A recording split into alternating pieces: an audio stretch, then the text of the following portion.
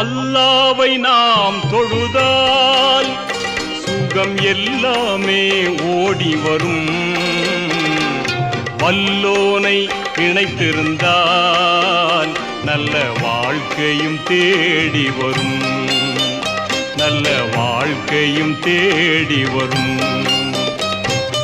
அல்லாவை நாம் தொழுதால்